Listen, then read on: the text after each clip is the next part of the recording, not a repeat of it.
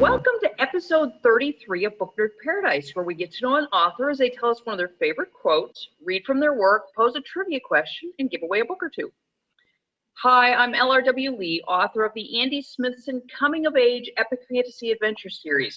You know, it occurred to me this week that I've never read the synopsis for the first book in the series. I always encourage you to download it, but I thought today I would actually read the synopsis so that potentially you have a better understanding of what the series is about, so you can decide whether you want to read it or not.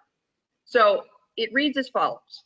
Andy Smithson believes he's merely a kid too often in trouble with his overambitious parents, until his destiny as the chosen one to break a 500-year-old curse is revealed.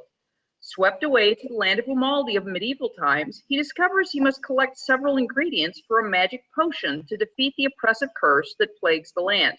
The first of which is the scale of a red dragon, the fiercest of all dragon species. There's just one tiny problem. He's never battled dragons, except in his Dragon Slayer video game. Armed with only his wits, an ancient sword, and a magic key, he must overcome grave peril at every turn before he can even attempt the feat. No pressure, but it's his skill alone that will save or condemn the kingdom forever. So, little promo there. So as I always indicate, this book, which is the synopsis I just read, is available, the ebook, for free download. So please be sure to download a copy if you haven't done so already. So today we welcome YA fantasy author Andrea Buginski as our guest. Andrea is a freelance writer with a BA in mass communication journalism for the University of South Florida. She's always wanted to be a published writer and decided to write fantasy books for teens.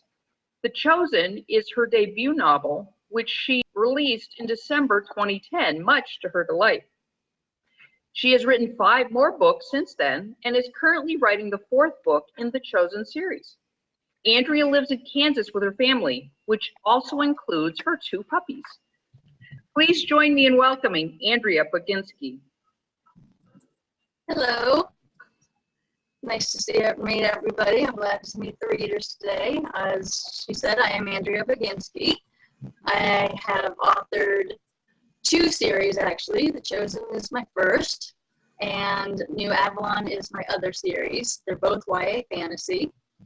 Today, I'm here to talk to you about my latest release, Striker's Apprentice, which was released earlier this summer, and it is the 3rd book in the Choosen series.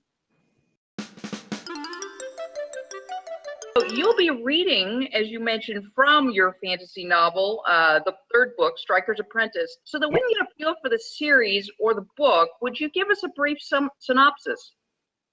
The Choosen is a group of 6 warriors. They live on a world called Phantasma, which is filled with many different fantasy creatures you'll see in other movies and fantasies books, such as giants and elves and druids and priests and of course the monsters that they battle. So in this series, what happens is in the first one, a new member is introduced to the Choosen. She is an elf and a paladin. She joins them as their healer. Her name is Hallie. She's pretty much the main character of the book. And the book also, though, focuses on the other 5 characters. And they go on different adventures and quests through their world and to save their world and protect it. Now, in this book, Striker's Apprentice, I focused more on the leader of the group, Striker, who is a hunter. There is a young dwarf in Hallie's village who is practicing to become a hunter, and he is looking for a trainer. So his parents come to Striker and say, will you take him on as an apprentice? And Striker agrees, and the Choosen decide as a group that they are going to take Dylan, the young hunter apprentice, through Phantasma to show him the different areas and the different creatures, and Striker can go ahead and help teach him the ways of the hunt. Andrea, so you've selected a favorite quote. Would you share that with us and tell us why it's a favorite? I have always been a huge Disney fan, And I also believe that if you wish hard enough, you can make your dreams come true. So I guess my favorite quote is from Jiminy Cricket. When you wish upon a star, you make your dreams come true. And I have turned that into my own quote along the years. And I always say, you reach for the stars, you make your dreams come true. I've always believed in dreams and wishes and making your dreams come true, and love Pinocchio ever since I was a kid. Love Jiminy Cricket, so love the song. So I just put all that together, and it's just a favorite. So you're also giving away a book. What are you giving away? I am going to be giving away one free e-copy of Striker's Apprentice. The winner will have their choice of the Kindle version or the Barnes & Noble Nook version. Great. Awesome. Okay, so anybody, whether you're international or US based, both will get the ebook if you are the lucky winner. Awesome. So in order to enter, all you need to do is leave a brief comment in the comment section on YouTube, and you can tell us anything about the episode that you liked, just something that stuck out for you, and that comment will be your entry into this giveaway. I'll go ahead and do the drawing on Saturday, and we will notify the lucky winner immediately. So, Andrea, you'll be reading from your novel, Striker's Apprentice, which, as we've said, is the third in the Choosen series. Would you briefly set up the portion you'll be reading from and then share with us? Yes, this is briefly after one of Dylan's first hunts that Striker's took him on. And what happens here is that Striker is going to teach Dylan one of the most important parts of hunting. And I'll read on, and the audience will understand what that is. When Dylan was done cutting up the rabbit, he threw the pieces into the boiling water. Hallie watched as Striker took one of the rabbit's paws down to the river and washed it off. When he sat back down at the campfire, he handed it to Dylan. This is your first trophy as an official hunter, and it is my honor to give it to you. Keep it with you always. It will bring you luck and give you protection. Hallie smiled at the look on Dylan's face as he took the rabbit's foot. It was priceless. Thank you, Striker. Do you still have yours? He asked Striker and Kadila. Smiling, Striker and Kadila showed Dylan their trophies, which hung proudly around their necks. Striker's was a wolf's claw, Kadila's a buck's hoof. As they showed Dylan the trophies, they each thought back to the day they made their first kill. Dylan admired the trophies. He took some string out of his pack, tied it around the foot, and then knotted the two ends together. He pulled his trophy over his head and wore it proudly around his neck. Soon they entered the Capri forest. It was full of wildlife creatures, including deer, bears, badgers, and other animals. Hallie saw Lumina smile at them as they passed, knowing that she was now able to communicate with the animals as a full-fledged druid. She soon noticed the solemn look on her niece's face, and was sure she must feel bad knowing they were there to hunt the creatures. But she knew that Lumina understood it was part of nature. About halfway through the woods, they dismounted, tied the horses to a group of trees, and hid, waiting to catch some prey. Before long, they noticed a deer approaching, and Hallie saw Dylan pick up his bow. He chose the arrow he thought would work best, aimed it as Striker instructed him earlier, waited, and took his shot. He hit the deer firmly, and it fell over. They watched it struggle for a bit before it lay still, and then the hunters approached it. "Are we going to cut it up now?" Dylan asked. "I thought we would continue to hunt while we're here," Striker replied. "We can cut up all the meat we gather from this area when we're finished. It's best to wait and do it all at once, so you don't distract the other prey and scare them away," Kadila added. Dylan nodded. He looked around for his next prey and set his sights on a possum he saw scurrying across the forest floor. He aimed his bow, took a deep breath, and fired. He got the possum in one shot. Smiling, he looked for his next prey. Striker kept an eye on his apprentice and smiled as he made shot after shot. He reminded Striker of himself as a young apprentice, learning the tricks of the trade. Kadila enjoyed watching Dylan's early hunts too. She remembered what it was like to hunt for the first time. Her parents couldn't believe she wanted to be a hunter. As druids, they believed all the creatures of Phantasma deserved to be praised and loved. But Kadila had the heart of a hunter. She still respected nature and all of her children, and that made her an exceptional hunter. She didn't just kill her prey, she thanked her spirits for providing nourishment to the people. She wanted to pass this knowledge on to Dylan in his early days of hunting. After making a few more kills, Dylan was getting anxious to gather his prey. Striker nodded, and Dylan began approaching the animals he had hunted.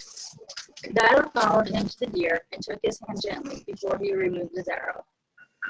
Dylan, there's another aspect of hunting I want you to learn. We do not hunt for sport. We hunt to nourish ourselves and our families. This creature has given its life for us to do that. Before we take its body, we must first release its soul and thank it for providing this nourishment. How do we do that? First, kneel in front of it. Dylan dropped to one knee and bowed his head before the deer.